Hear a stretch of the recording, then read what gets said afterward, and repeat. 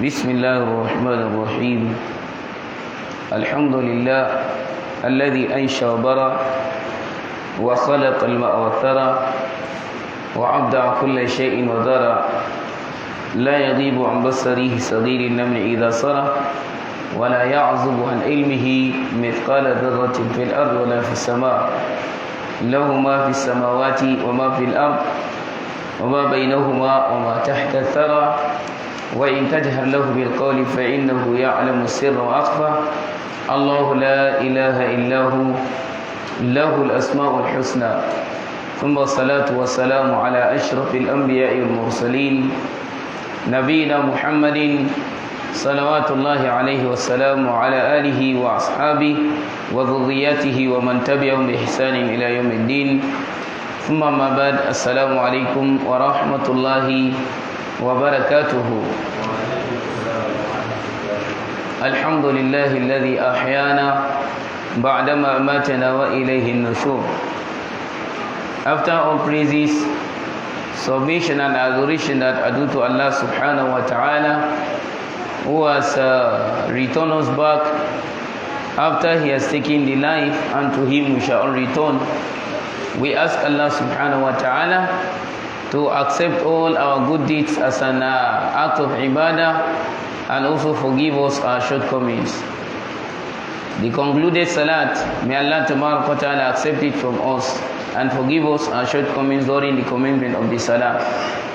Inshallah al-Kareem, we are going to continue today from our book UMDATUL AHKAM min khayri Sayyid al-Anam of Al-Imam Al-Sheikh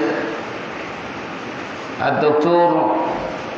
Abdul Ghani Ibn Abdul Wahid Ibn Surur Ibn Wahid Al-Maqdisi Al-Hanbali Madhab. The last hadith was hadith 16, the hadith of Anas ibn Malik radiyallahu anhu, that explains the man that entered masjid and urinates in the side of the masjid. It seriously demonstrates how best Prophet ﷺ is in his leniency and also his character. That Prophet ﷺ is too lenient to even those who are not Muslims. And that's why in the riwayah of Imam al-Bukhari, when the man was praying, he said, Allahumma arhamni wa Muhammadan. O Allah, have mercy on me and Prophet Muhammad. He said, وَلَا تَرْحَمْ مَعَنَا أَحْدًا. Do not have mercy together with us, with anybody among the companions. And then Prophet now told him that no, that may Allah have mercy on all of us. So it clearly shows that even if somebody does something that gets you upset, that should not mean you should what? You should insult him or curse him. You understand? Look at it. This man is not a Muslim, but look at the prayer he prayed for him and Prophet. Allahumma arhamni wa Muhammadan. Why did he say me and Muhammad? Because he's angry at the what? At the companions, the way they react to him. You understand? May Allah ta'ala assist and make our affairs easy.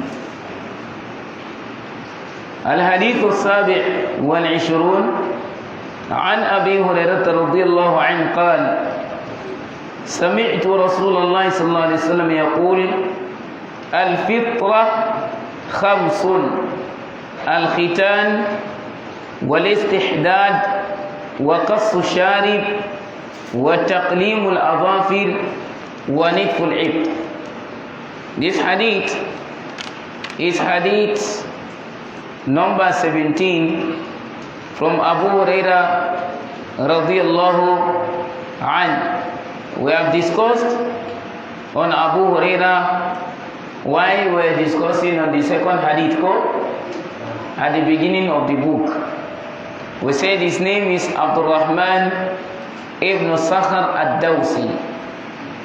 It is Prophet ﷺ that gave him Abu Huraira, because he's always holding what? A cat. That's why Prophet ﷺ named him Abu Huraira.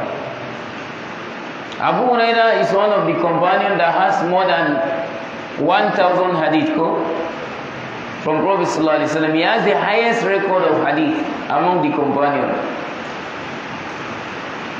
Abu Huraira radiyallahu anhu said, Al-Fitra Khamsun. Al-Fitratu Khams. The way and nature of life prepared by Islam, Khamsun, they are 5. Al-Fitra means nature of the Messenger of Allah to the Muslim Ummah are 5. Meaning the right path is 5.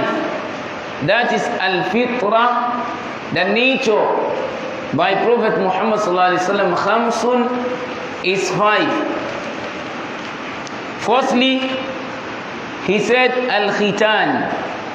Al-Khitan means circumcision. Circumcision, when a child is given birth, the child should be circumcised. For you to circumcise a child, that is Al-Khitan. Wal-Istihdad, and also taking the air from your private part, that is Al-Istihdad. For you to take the air from your private part. Waqassu Sharib, and for you to cut off your mustache. For you to cut it off. That's how many? That's 3. Wataqlimul Adhafir, and for you to cut your fingernail. That's how many? 4.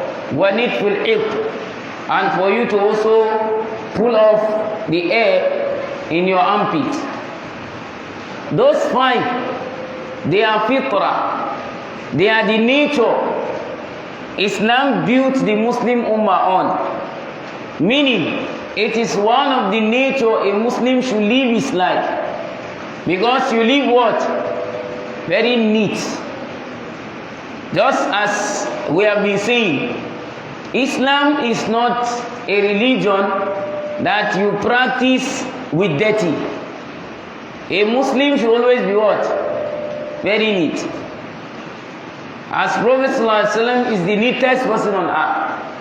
Sallallahu alayhi wa sallam. So al-fitra khamsun. The nature Islam built the Muslim Ummah on, there are 5. 1, al-khitan, circumcision. 2, al-istihdad, taking away the air from your private part. 3, qassu sharib, for you to cut off your mustache. Wa taqlimul adhafir, and for you also to cut off your fingernail. Wa nitfil ibd, and for you to cut or take off your air under your what? Your armpit. Those are the 5 fitrah that Allah Tabaraka Ta'ala said, fitrat an-nas alayha.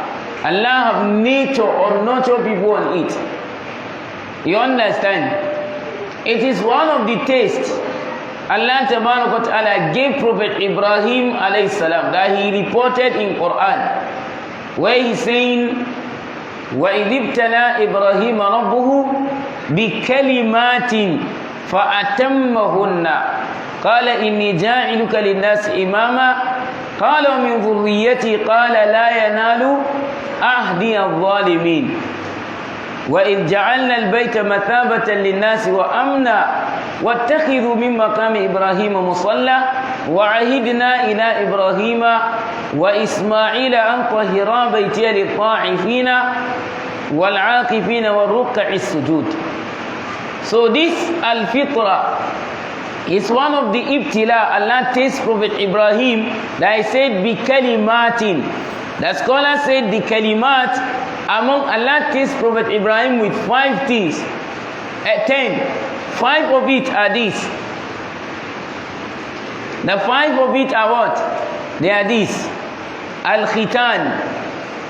There is an authentic hadith of Al-Imam Abu Huraira in the hadith of in the book of Imam al-Bukhari, that he said, اختتن إبراهيم عليه السلام وهو ابن 8 سنة.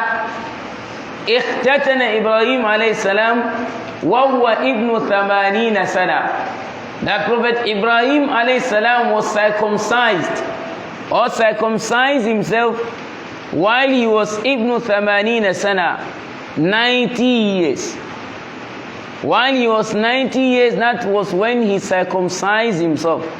That means it is what? Circumcision is one of the sunnah of who?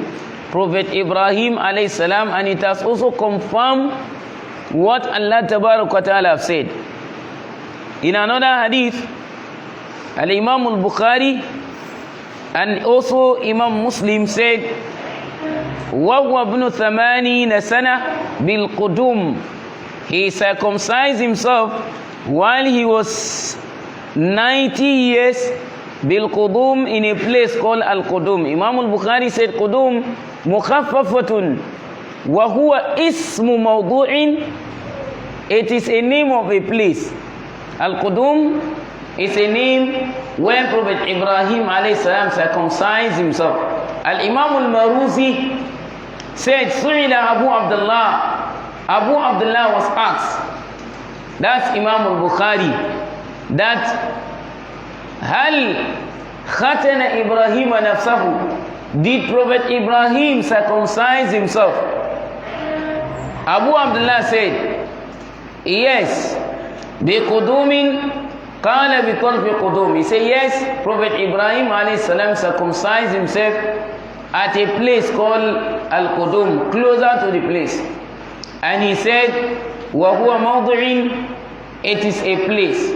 Other scholars said the word Qudum, it's a name of a town where a lot of those people that used to park air, the Barbers live.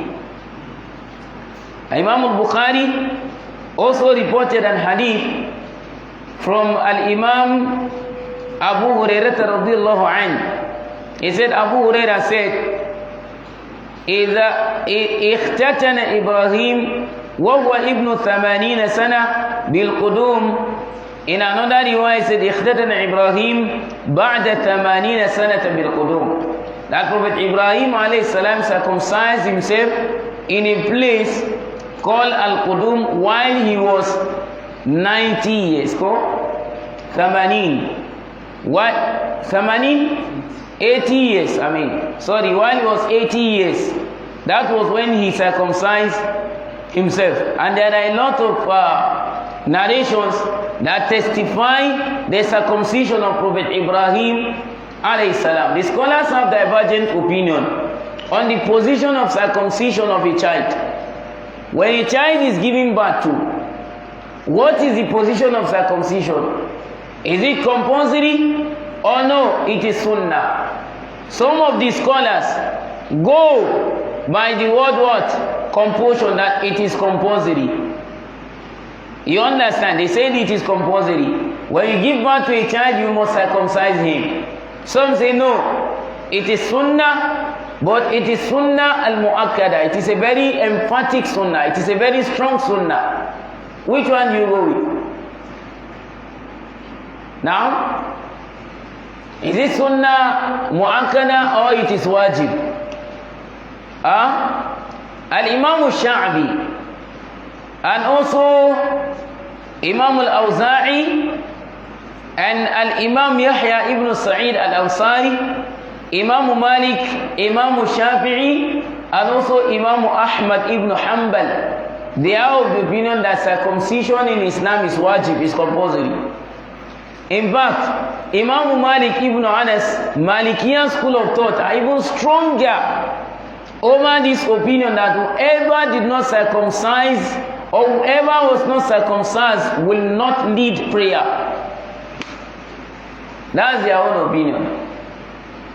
That he will not lead prayer and testimony. He will not testify. You understand? He is not going to lead prayer and he's not going to testify when there is an issue. That is one of the stringent opinion of Imam Malik in respect of circumcision.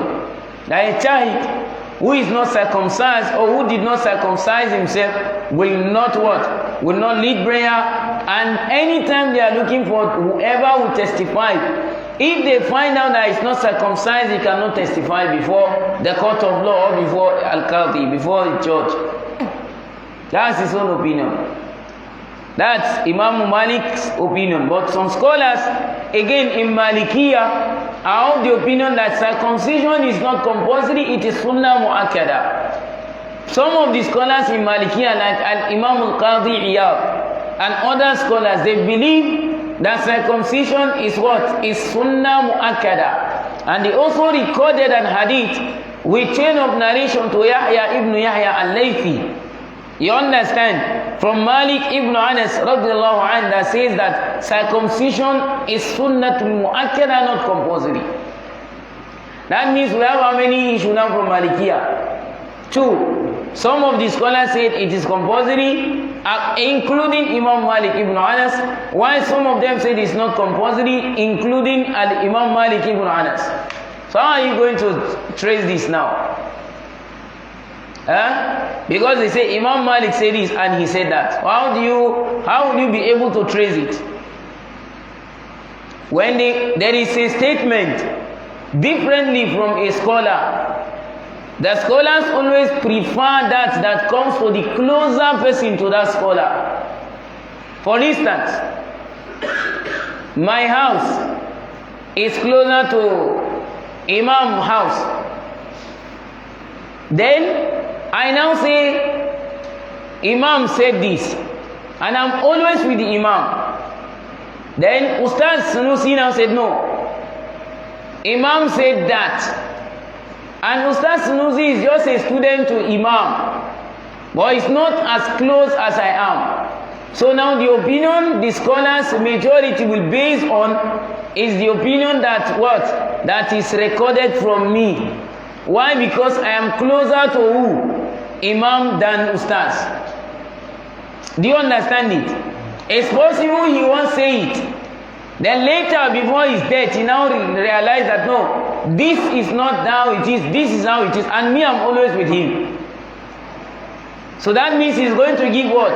The preferred opinion to me, because his life is always with me. He might have said it somewhere, but the one he told me is stronger because that is what he lived on. Did you understand it? So that's when there is contrary opinion from what? From a renowned scholar of Islam. So Imam Malik ibn Anas, he is the opinion that al-iqtitan عند مالكية وعامة العلماء سنة ولكن سنة المؤكدة. It is sunnah, but it is an emphatic sunnah. It is a very strong sunnah that you cannot do without. We have to understand this. When they say something is wajib, it is what? It is compulsory. Now if you fail to do it, there will be what? There will be punishment. When they say something is sunnah, if you do it, you have what? Reward. If you did not do it, you will not be what? Punished. That's the difference between sunnah and what? And wajib. Then the difference between sunnah and sunnatul mu'akkada is sunnatul mu'akkada. That is what Prophet lived his life entirely. He has never missed that practice. You understand? So it is an emphatic. Prophet ﷺ emphasized on it. Do this, and that is what he has been doing. But when something is sunnah, he might have done it just once in his lifetime. You understand? Or twice in his lifetime. But that is not what he lived on. So it's not what? It's not emphatic, but it's just sunnah. May Allah Ta'ala make ease and clear our heart. But some scholars are saying circumcision is not compulsory. Among them there is Al-Imam Abu Hanifa, the Hanifiya school of thought. They have this opinion that circumcision is not compulsory. It is sunnah. Whoever circumcised, he has what? He has done what is sunnah, and whoever did not, he has what? He has no sin. You understand? There are a lot of scholars. Al-Imam Al-Hassan al-Basri and Abu Hanifa, they have this opinion that circumcision is sunnah, it's not what? It's not compulsory. And that's what Abi Musa said among the companions. Al-Imam Abu Musa, he is one of the students of Al-Imam Ahmad ibn Hanbal. He is the opinion that circumcision is not what? It's not compulsory, but it is what? It is sunnah. May Allah Ta'ala assist us and make his affairs. And one of the proof of those who say circumcision is compulsory is, they said, Allah Ta'ala said, ثُمَّ أَوْحَيْنَا إِلَيْكَ أَنِ اتَّبِعْ مِلَّةَ إِبْرَاهِيمَ حَنِيفًا. And then we have inspired, we have revealed unto you that you should follow the ways of Prophet Ibrahim that are what? That are right to Allah Ta'ala. Allah Ta'ala ordered prophets, and whenever there is commandment, what that commandment shows is what? It's compulsion. It shows that it is compulsory. And also another is the hadith of Imam Ahmad ibn Hanbal from Abdul Razak ibn Jurayj. He said, أخبرت أن عثيم ابن قليم عن أبي عن جده أنه جاء إلى النبي صلى الله عليه وسلم فقال قد أسلمت. That a man called Uthaym ibn Kulayb from his father, from his grandfather, that his grandfather came to Prophet sallallahu alaihi wasallam faqal, he now said, قد أسلمت Ya Muhammad, I have accepted Islam. قال, Prophet sallallahu alaihi wasallam said, ألقي عنك شار الكفر, ألقي عنك شار الكفر, go and take away the air of disbelief. يقول أحلق. He said what he meant by that, Anki anka shar al-kufr, it is what? Go and circumcise yourself. That's first. In another hadith, he said from Zuhri that Prophet ﷺ said, Man aslama, whoever accepts Islam, فَلْيَخْتَتَنَا, he should go and circumcise, وَإِنْ كَانَ كَبِيرًا, even if he's big, he should go and circumcise himself. The hadith is mursal. You understand? The hadith is authentic. Do you understand it? Wallahu ta'ala a'lam wa alam. Al-Imam al-Bukhari brought similar hadith in his Adab al-Mufrad. Al-Imam Ibn al-Qayyim al-Jawziyah recorded the hadith where he was talking about the position of circumcision in Islam. Then lastly, Al-Imam al-Bayhaqi recorded an hadith from Musa ibn Ismail, ibn Ja'far, ibn Muhammad, ibn Ali, ibn Hussein, ibn Ali, and Abaihi, from the grandchildren of Prophet sallallahu alaihi wasallam. That is who? Musa ibn Ismail, ibn Ja'far, ibn Muhammad, ibn Ali, ibn Hussein, ibn Ali. All these, they are what? They are the chain of the household of Prophet sallallahu alaihi wasallam. That Prophet sallallahu alaihi wasallam, that they got it an abai from their parents. وَأَحْدًا بَعْدَ وَاحِدٍ عَنْ عَلِي رَضِيَ اللَّهُ عَنْهُ. And also another person got the hadith through another person from Ali radiallahu anhu, that قال, he said, وَجَدْنَا فِي قَائِمِ سَيْفِ رَسُولِ اللَّهِ الصَّحِيفَةِ, that we got in the arrow, that is the sword of Prophet sallallahu alaihi wasallam, as-sahifa, a paper. That paper is saying, al-aqlaf la tamruku fil Islam hatta, that al-aqlaf, one who does not circumcise himself, la tamluk fil Islam, does not lead in Islam, hatta yakhtatana, until he circumcises himself, walau balaga 80 sana, even if he has attained the age of what? 80 years. قال البيهقي, Imam al-Bayhaqi said, هذا الحديث ينفرد به Alul Bayt. This hadith is just secluded to the household of Prophet Muhammad sallallahu alaihi wasallam. He has an isnad with this word, with this chain of narration. Qala Albani mawdu'. But Al-Imam Nasiruddin Al-Albani said the hadith is mawdu'. The hadith is not authentic. You understand? He said the hadith is not authentic. Muhammad al-Shahid is that is the proof of those who said what? Circumcision in Islam is what? Is compulsory. Because of those, the numbers of hadith I just read. The fifth is what was recorded from Waqi' ibn Salim, Abil A'la. That is Amr ibn Hamar and Jabir ibn Yazid and Ibn Abbas قال Al-Aqlaf, one who does not circumcise, La tuqbalu lahu salat, his prayer will not be accepted, وَلَا تُوَكَّلْ لَهُ ذَبِيحًا, and they will not ask him to slaughter for anybody. You understand? And the hadith, according to some scholars, is authentic.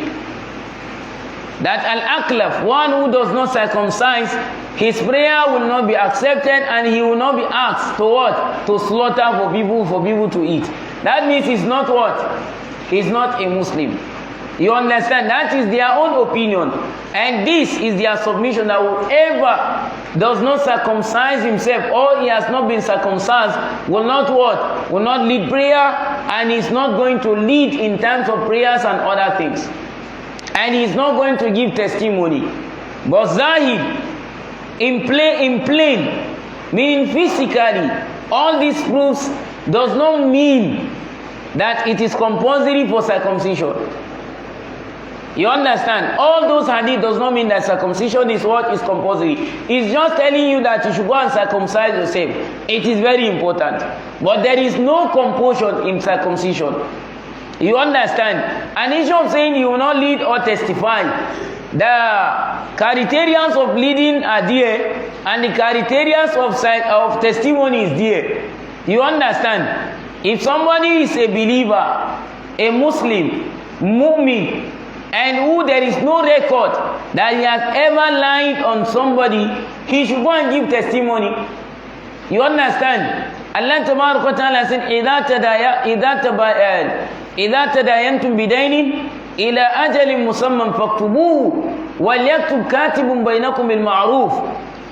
You understand? When you enter into any contract, faktubu, you should write it. Whoever is going to write should write with what? In just. He should write what he knows that is the agreement. وَلَا يَأْبَ كَاتِبٌ أَنْ يَكْتُبَ إِلَّا كَمَا عَلَّمَهُ اللَّهُ وَلْيَشْهَدْ.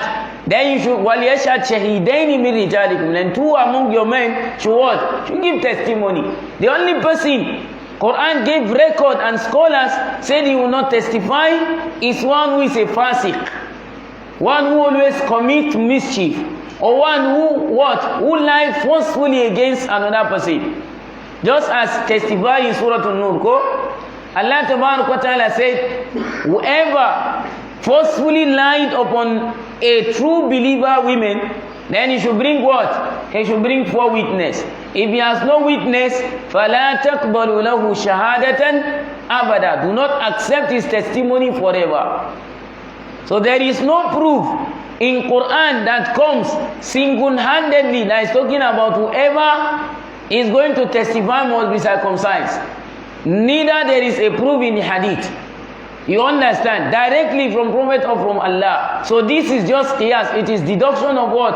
Of Malikiya and some of the Malikiya scholars. That whoever does not circumcise will not lead prayer, and he will not what? He will not also give testimony. But it has contradicted the verses and also the teachings of Islam and also the teaching of Allah Tabaraka wa Ta'ala as sent in Quran. Then another discussion again in this circumcision is when you circumcise a child. The scholars have divergent opinion. Some scholars say you can only circumcise a child when he has what? He has grown matured. When he has become matured. In the bulugh. Meaning when he's mature. What is maturity now? Now, when they say somebody is matured, what are the qualities of being mature? Now? Yes, that's this puberty stage we are talking. Which one is puberty stage? How do you know that somebody has attained puberty stage? By 4 ways. 1, he should either complete how many years? 15 years in Islam. It's 15, not 18. And the reason for 15 is the hadith of Abdullah ibn Umar and Abdullah ibn Mas'ud. They came to Prophet ﷺ while they were 14 years. They were going for the war of Uhud, of Badr. Then Prophet ﷺ refused them from being among those who go. They didn't go because they are not mature. When the next year followed, that time they were 15 years. They were going for Uhud. Prophet allowed them to go because they are what? They are matured. So maturity comes from where? Islamically from 15 years. You understand? It's just the female that the scholars have issues on the age. But when you take Ikhtiyarat al-Fiqhiyah of Imam Muhammad Nasiruddin Albani, you see where some scholars are saying a woman is matured at the age of 9 years. You understand? From 9 upwards she's matured. Some of them say 13, some of them say it's the same 15 because of this hadith. You understand that the general rule is 15, whether it's a woman, whether female or male. Then 2, when a child has wealth dream, whether he has attained 15 years or not, is what? He's matured. Or when he has any of the hair from his either private part or armpit, he has what? Now? He has attained the age of maturity. Then 4, when a lady is pregnant or is able to impregnate a woman, is what? Now? Then 5, when she gave birth. That's for a lady. So the scholar said 4 for men, 5 for women. The scholar said no, it's 5, whether male or female. You understand? So those are what? Those are the signs of maturity. So they said when one mature, that's when they what? They circumcise him. You understand? Some scholars said no, it's not.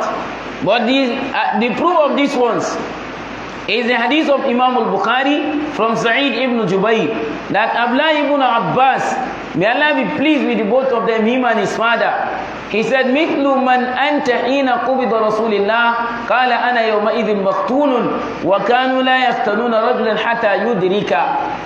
Now what? They asked him, how are you? What age are you when Prophet ﷺ died? قال, he said, he said, أنا يومئذ. At that time, the very day Prophet died, I was makhtun, I was circumcised. Wakanu, and they at that time they do not circumcise a man hatta yudrika, not until he has become matured. And yudrik anayani hatta yablugha yuqarribul bulugh, until he is what? He is matured or close to maturity before they what? Before they will circumcise him. And also Ibn Abbas, while dying, he said to Jubayr al-Waqidi that I was born before Prophet ﷺ left Makkah. Before he left Makkah, I was born. And Prophet died while I was circumcised. He now said clearly that while I was what? I was mature. So that shows that what? That shows that you circumcise a child when he's what? When he's matured. Then another scholar said no. Before maturity, a child should be circumcised before maturity, because Al-Hassan ibn Ali ibn Abi Talib and Hussein ibn Ali ibn Abi Talib were both circumcised by Fatima before their maturity, while they were even 3 or 4 years. You understand? Then another thing again, circumcision for male and female. What is the position? Are you aware that they used to circumcise a female child? Now? Are we aware? Somebody is nodding his head. I believe this is the first time you are hearing it. Go. For you to circumcise a female child. Now, the calories, not even Islam. Now, okay, in Nigeria, it's just the Kanuris that are circumcising themselves. Now, circumcision for a male and female, some scholars say is compulsory, just as it is on male and female. Why? Just as it is on female, that's how it is on the on male, that's how it is on female. Why some scholars said no, circumcision upon female is not compulsory. It is sunnah and not even sunnatul muakkada. If you desire to do it, it's very, very good you do it. Why some of the scholars said no? You understand? Circumcising male or female, it is taking the same position. You must circumcise a female child. Why? Because they say scientifically, and even this one has been testified by the present doctors, when a female child is circumcised, when it comes to cohabitation, she has what? She has high libido than when she's not circumcised. Ustaz, is it true? Now, you understand? She has a very high libido than when she's not circumcised. And that's why even during Prophet ﷺ, female were what? Were being circumcised. Because they don't want a situation where a woman will take in, suffer before she gave birth. It's one of the cause. You see that a woman will be suffering before circumcision. Why? Because she has before she gave birth. At the end of the day, it will even result to what? Operation, because she was not circumcised while she was small. You understand? So those are one of the reasons why Islam makes circumcision to be what? To be emphatic. Because I go by the scholars that say circumcision is emphatic. Gaskiya me, my mind is not settled. When you say something is compulsory, you need a genuine, very straightforward, proof to prove that it is compulsory. And during Prophet ﷺ, Prophet has never ordered anybody that he must circumcise. He just advised those who accept Islam. All the hadith is in form of advice, according to some scholars of hadith. Wallahu ta'ala a'la wa alam wa ajal. That is al-khitan, wal-istihdad, and also taking the hair of private parts, and qassu sharib, cutting your what? Your mustache. Al-istihdad, that is taking the hair of what? Your private parts, and also nitful ibt, taking the hair from your armpit. The scholars say time will come that you even become mad if you are leaving those hairs. You understand? You become like a mad person if those hairs exist in your body for years.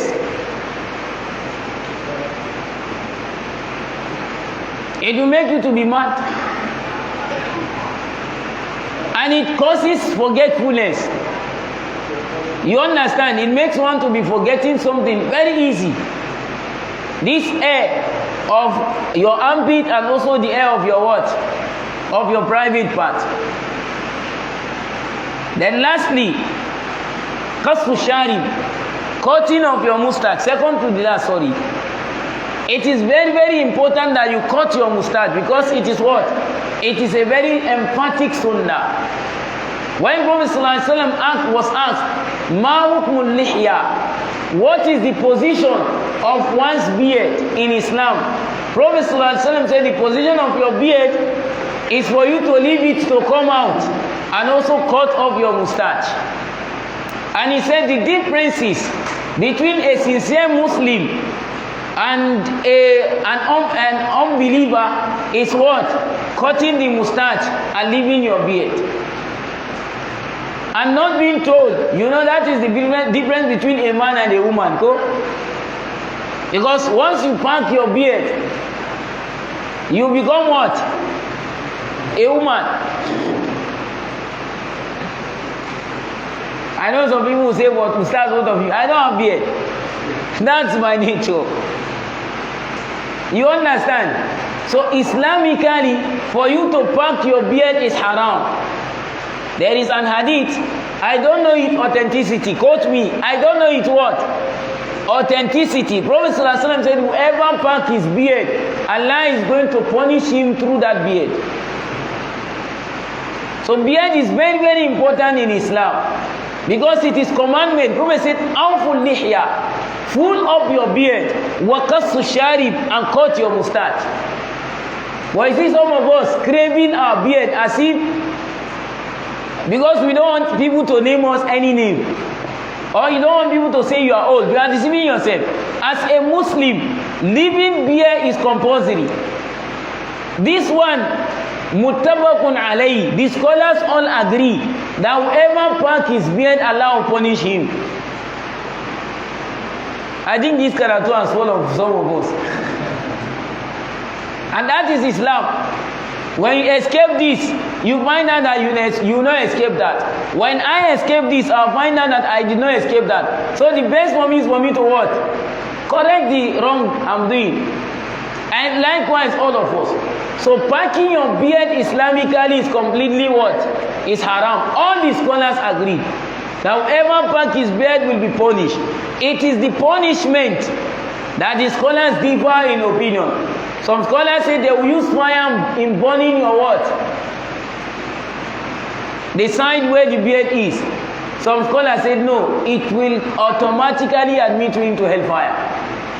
Imam Malik ibn Anas did a complete chapter. You understand? Babu Qassu Sharib, the chapter that explains on cutting your mustache and leaving your beard. You understand? So touching your beard Islamically is what? Is haram. Then where the scholars now have different opinion is whether you can shave it or not. Some scholars say since Prophet said leave it, how fully? Yeah, just leave it. Some scholars say no, you can shave it. Why? Because Prophet ﷺ said the beard of a believer is just 3 hands. You understand? When you hold one, it has full, you hold the second one. If it has full, you hold the third one, then you cut it. Then how many of us have this type of beard now?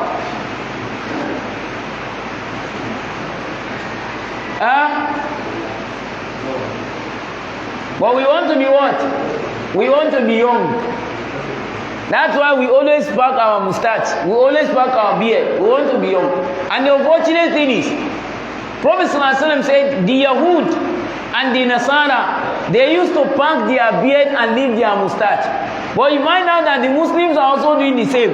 You see a Muslim who pack his beard and leave his mustache in the name of either he's an officer or he's something. Then why not, if you must pack all, then pack it all. Go? So that it will differentiate between you and what? And the non-believers and the non-Muslim. One who is not a Muslim. So Qassu Sharib, for you to cut off your mustache, it is what? It is one of the sunnah of Prophet ﷺ. But for you to leave your beard is compulsory. You must leave your beard, then cut off your mustache. There are numerous hadith that explains on leaving your beard. You don't touch it. Except when necessary. When necessary necessitate the necessity. Go. Then that's when you touch it. Today I think the karatu has full of many of us. May Allah Ta'ala assist us. So we should understand that it's better for you to follow Prophet than Prophet to follow you. Following Prophet, the Prophet said, do this, do it. You following Prophet is for you to claim that I love Prophet, and you are still going against him. I read something that I was very overwhelmed by that post, seeing that post. I think it was yesterday or Wednesday. They asked Zakir Naik on the position of celebrating the birth of Prophet ﷺ. Zakir Naik said, The scholars differ on celebrating the birth of Prophet. Some scholars say it's haram, bid'ah. Some say it's good. That's the word he used. Some say it's bid'ah, some say it's good. He said, but what comes to my mind is just three. One is that as a Muslim, whatever is important to be celebrated is in Quran. If you did not find it in Quran, you find it where? In the Hadith. When Allah said you should go to Eid, what did He say? فَإِذَا فَرَغْتَكُمْ فَانْصَبْ وَإِلَىٰ رَبِّكَ. When you finish with the prayer of Eid, you should sit and ask Allah. That is the khutbah. Then you should slaughter for Allah Tabarak wa Ta'ala. There is a clear commandment in Quran. Now go to Eid. When you come to the Hadith, it clearly demonstrates how Prophet ﷺ prayed Eid. He said to us, his difficulty is just one. Is there any verse? If this celebration is very important, is there any verse that says you should celebrate the birth of Prophet?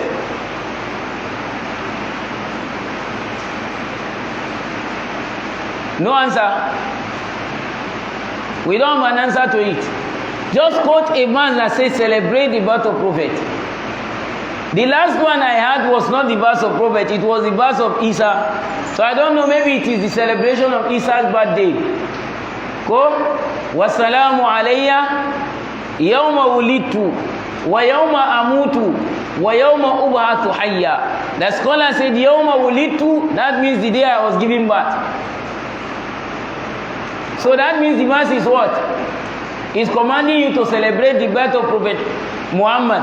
And Allah at the end of the verse says, ذَلِكَ عِيسَى ibn Maryam قَوْلَ الْحَقِّ الَّذِي فِيهِ يَمْتَرُونَ. So are we going to do that for Isa or for Prophet Muhammad?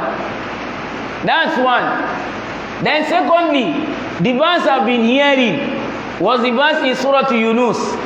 That Allah said, فَبِرَحْمَةِ اللَّهِ قُلْ بِفَضْلِ اللَّهِ وَبِرَحْمَتِهِ فَلِذَلِكَ فَلْيَفْرَحُوا. Say, بِفَضْلِ اللَّهِ, with the mercy of Allah. فَضْلُ اللَّهِ al-Quran. وَبِرَحْمَتِهِ, and with the virtue of Allah and His mercy. Rahmatullah is what?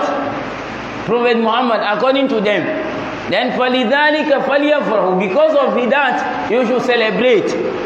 So because of Prophet ﷺ has become Rahmatullah, you celebrate. The Quran was revealed to who? To Prophet. Is there any hadith that shows that Prophet celebrates his own birth?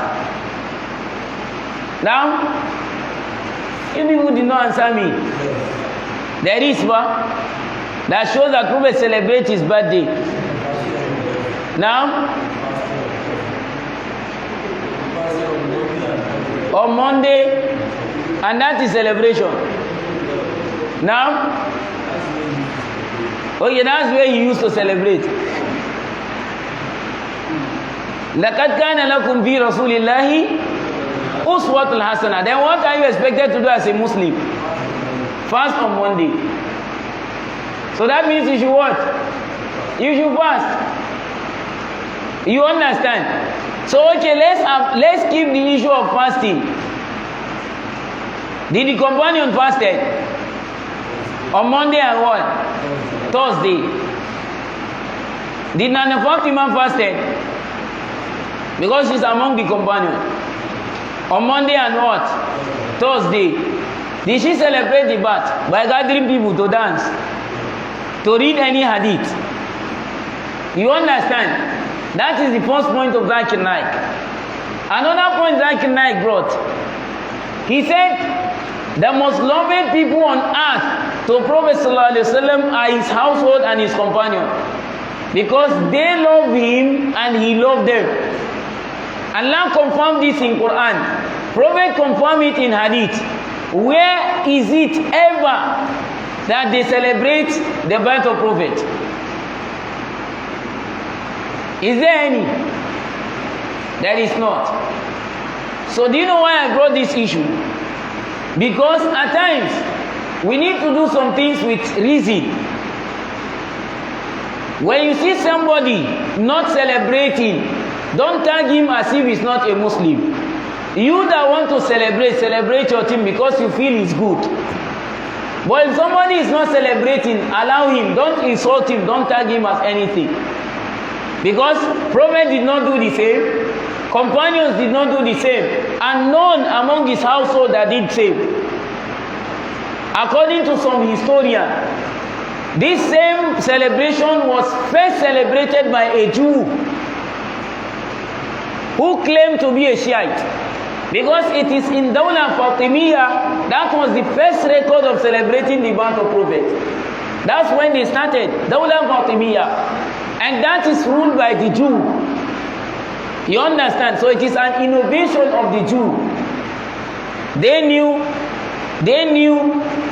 the effect of innovation. That's why they started in that way. So no scholar now will come and say Allah forget to reveal the celebration in Quran, or prophets forget to explain the celebration in Quran. In fact, there is even an hadith.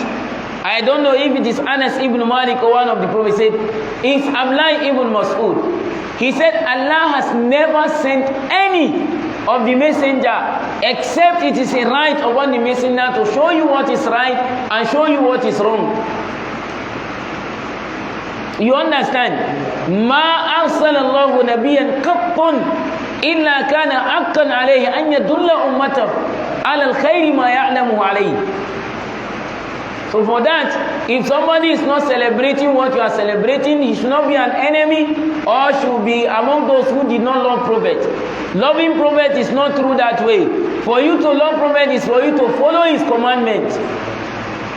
Prophet said you should leave your beard. You did not leave it. He said you should not match your trouser. You are matching the trouser and you say you love Prophet. Is that love? That is disobedience. That's not love. That's why Imam al-Qadi Iyam in his Ashifa fi ta'rif yuqiq Mustafa said, Tasin Nabiya wa anta tudhiru ubahu. You are disobeying Prophet and you claim you love Prophet. He said, Hadali amrin bil qiyasi shani. This is an affair that even to those who are mad, you are more insane than they are. He said, Now kana ubbuka sadikan la ata'tahu. Had it been your love is true, you would have obeyed him. Why? He said, Innal hubba liman yuhibbu muti. Because loving the person you claim you love is for you to obey him. So Prophet said, leave your beard, raise your trouser, it has become issue. But you can gather people and dance in the name of what? In the name of celebration. May Allah Ta'ala assist and make ease our fears. Prophet ﷺ is the best person on earth that nobody can be equalized with him in terms of anything. Look at what he said. Prophet ﷺ said, Al-Fitra Khams. Nature of people is 5. One of it, he said, Al-Khitan, for you to circumcise yourself.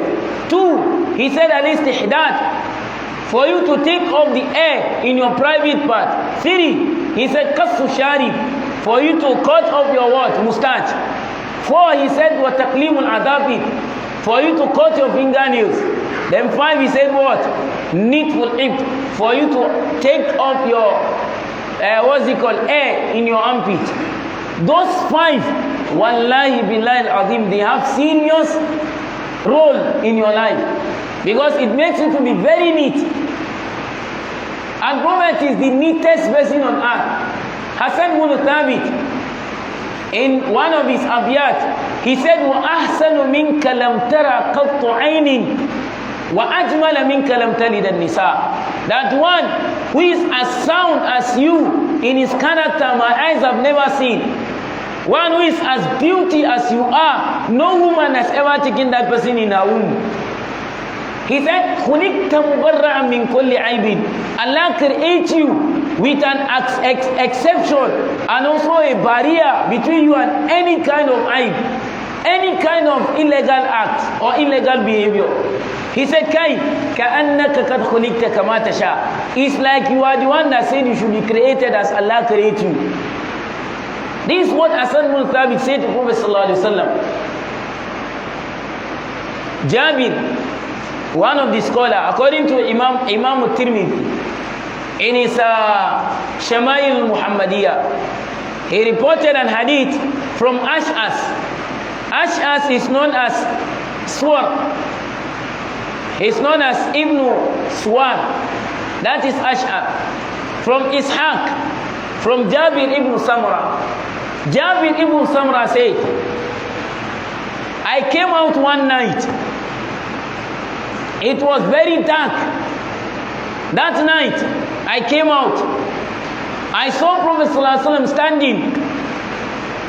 Walahu Ahmad. He was wearing a red cloth in his body. He wore red clothes standing. He said, I saw Prophet ﷺ. I looked at the Prophet and looked at the moon, Al-Qamar. That's stars, go. I looked at Prophet and looked at the stars. He said, I was trying to know between Prophet and the star, who is shining. He said, I later know that Prophet is shining more than the star. This is description they are describing Prophet. Abu Hurairah radhiyallahu anhu, from the same Abu Ishaq, the same Imam al-Tirmidhi, from Barra ibn Azib.